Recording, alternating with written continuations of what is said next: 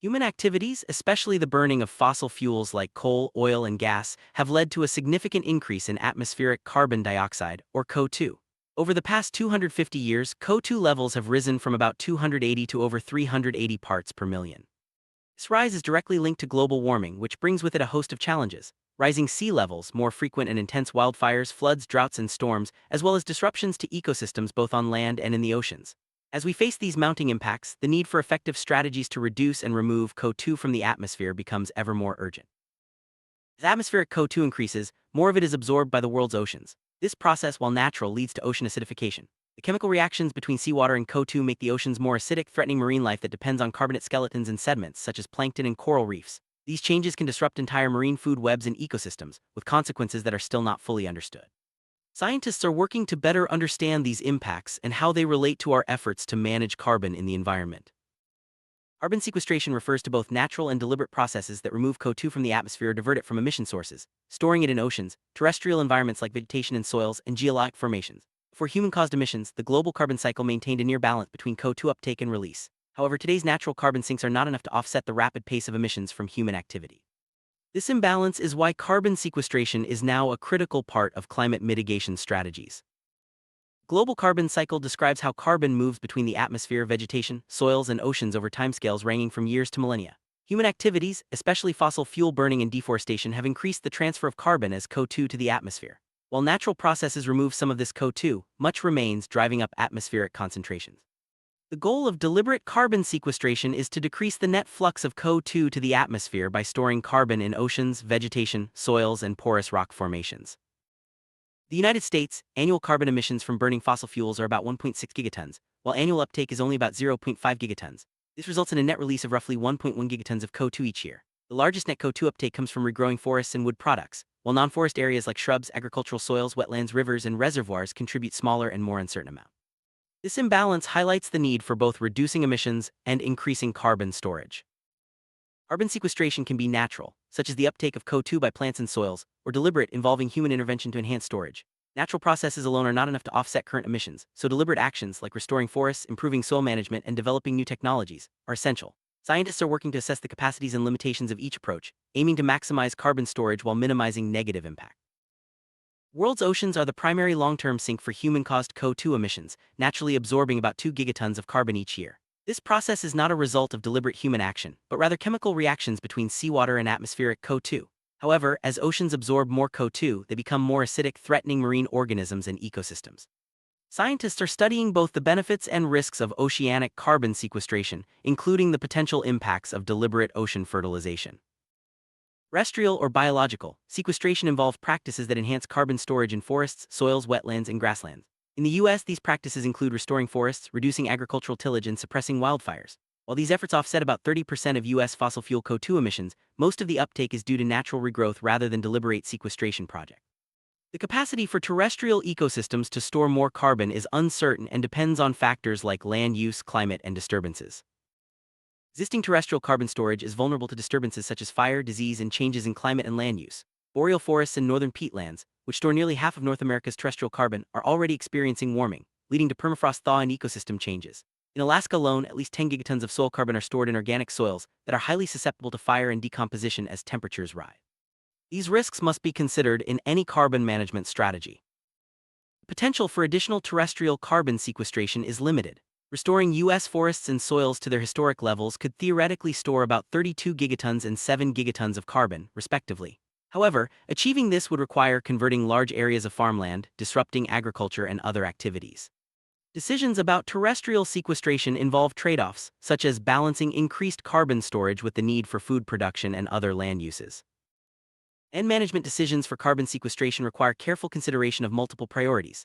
For example, converting farmland to forests or wetlands can increase carbon storage and benefit wildlife and water quality but reduces crop production.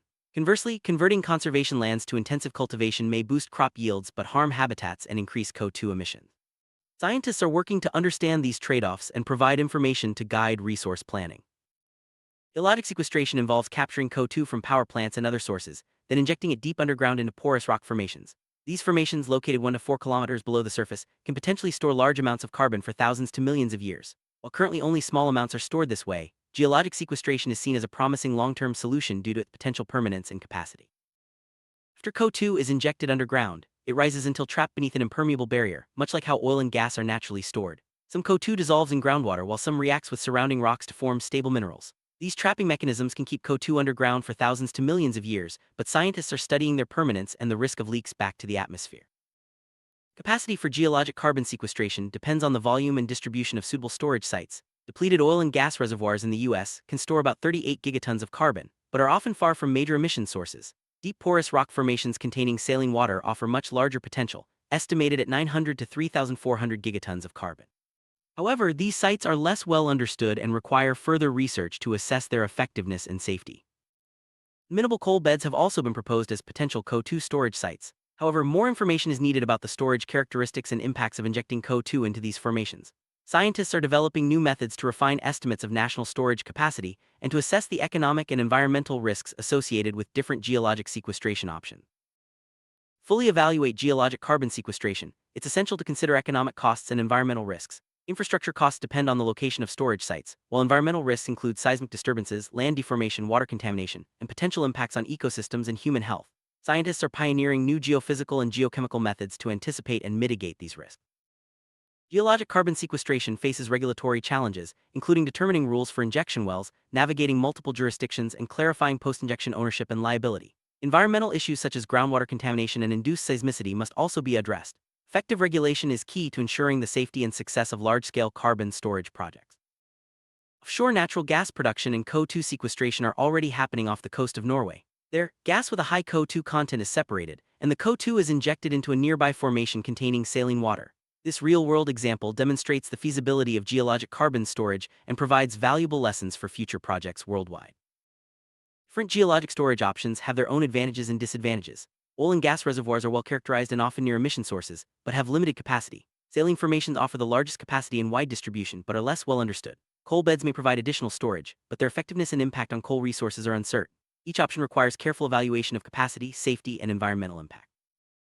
Potential environmental issues with geologic sequestration include the mobilization of groundwater contaminants, leakage of CO2 and CO2-saturated saline water, and induced seismicity. Regulatory issues involve determining rules for injection wells and managing multiple jurisdictions. Addressing these challenges is essential for the safe and effective deployment of geologic carbon storage. Stabilize atmospheric CO2 at 550 parts per million, the US will need to implement a combination of emission reductions and sequestration strategies. Models suggest that even aggressive geologic sequestration will not be enough on its own. Substantial changes in energy sources, technology, and land use will also be required, with significant impacts on land, water, and ecosystems. Cumulative historical CO2 emissions from US fossil fuels already exceed the total carbon stored in US forests. If current trends continue, emissions are projected to double by 2050 and triple or quadruple by 2100. This underscores the urgency of implementing both emission reductions and carbon sequestration to stabilize atmospheric CO2 and mitigate climate change impacts. U.S. Geological Survey (USGS) plays a vital role in providing scientific information to support carbon management. USGS scientists contribute expertise in climate change, the carbon cycle, and sequestration, helping decision-makers understand how to limit CO2 emissions and maximize carbon storage. Their work integrates information across multiple resources and jurisdictions, supporting effective carbon management strategy. Carbon management decisions affect a wide range of resources, including land, water, and ecosystems. The USGS integrates scientific information from many disciplines to help resource managers weigh the trade-offs and benefits of different sequestration strategies. This holistic approach ensures that carbon management supports both climate goals and the sustainable use of natural resources. Effective communication is essential for successful carbon management. The USGS works to share scientific findings with decision-makers, resource managers, and the public, ensuring that everyone involved has the information needed to make informed choices. By fostering collaboration across jurisdictions and organizations, the USGS helps build consensus and drive action on climate solutions. Computer models developed by the U.S. Climate Change Science Program, CCSP, help predict future CO2 emissions and the effectiveness of different control measures. These models show that to stabilize atmospheric CO2 at about 550 ppm, global emissions must be reduced by more than 75% over the next century. Achieving this will require a transformation of the global energy system, including changes in energy demand, technology, and fuel sources. There are significant uncertainties in the costs, environmental risks, and effectiveness of geologic carbon sequestration. Future disturbances to vegetation and soils, such as those caused by climate change, may increase CO2 emissions and offset the benefits of sequestration. Scientists continue to refine models and gather data to better understand these uncertainties and improve carbon management strategies. Longer we delay action on carbon sequestration and emission reductions, the more difficult and costly it will be to stabilize atmospheric CO2. Early and aggressive implementation of a full portfolio of strategies, including emission cuts, terrestrial and geologic sequestration, and energy transformation, will provide the greatest opportunity to mitigate climate change and protect natural resources. Stabilizing atmospheric CO2 will require a transformation of the global energy system. This means reducing energy demand, increasing efficiency, and shifting to low-carbon and renewable energy sources.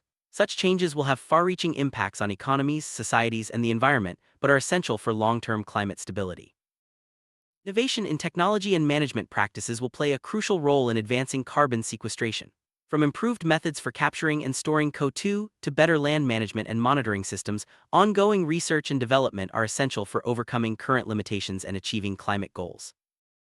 Addressing climate change through carbon sequestration requires collaboration across government, industry, academia, and the public. Each sector brings unique expertise and resources to the table, and working together increases the chances of developing effective, sustainable solutions. Monitoring and verifying the effectiveness of carbon sequestration projects is essential for ensuring their safety and success. This includes tracking CO2 storage, detecting leaks, and assessing environmental impacts. Advances in geophysical and geochemical monitoring technologies are helping to improve the reliability and transparency of sequestration efforts.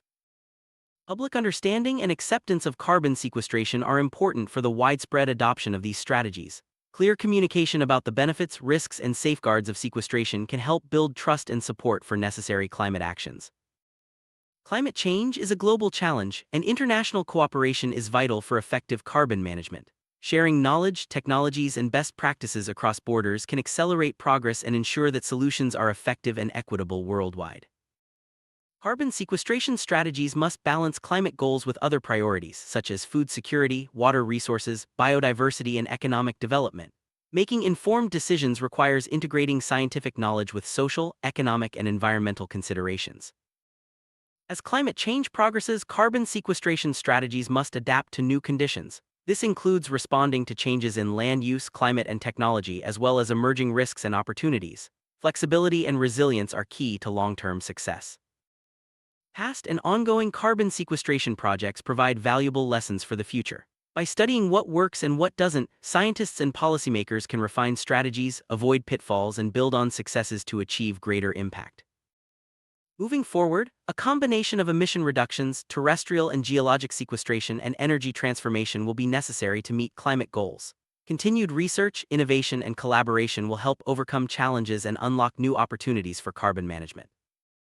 Providing decision-makers with reliable, impartial scientific information is critical for effective carbon management. The USGS and other scientific organizations play a key role in supporting informed choices that balance climate, environmental, and economic goals. Public support is essential for the success of carbon sequestration initiatives. Engaging communities, sharing knowledge, and addressing concerns can help build the trust and momentum needed to implement effective climate solutions.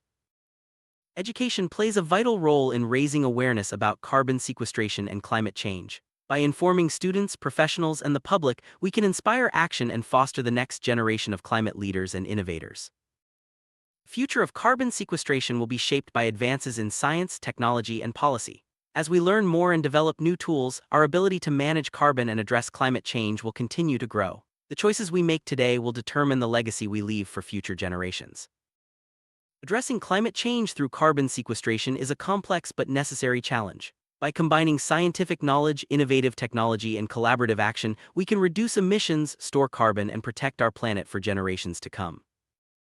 To sum up, carbon sequestration, both natural and deliberate, is a critical tool in the fight against climate change. While there are challenges and uncertainties, ongoing research, innovation, and collaboration offer hope for effective solutions.